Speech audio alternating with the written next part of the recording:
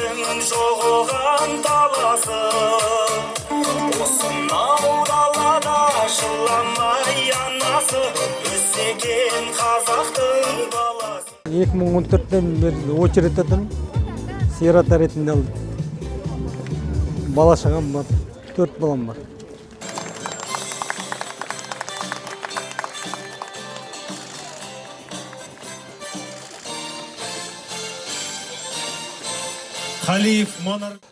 Бүгін біз 20 жанұяға пәтерлердің кілттерін беріп жатырмыз.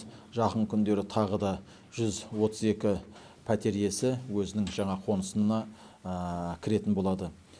Мұның барлығы біздің президентіміздің Қасым-Жомарт Кемелұлы Тоқаевтың тапсырмасы аясында іске асырылып жатқан мемлекеттік және өңірлік бағдарламалардың нәтижесі.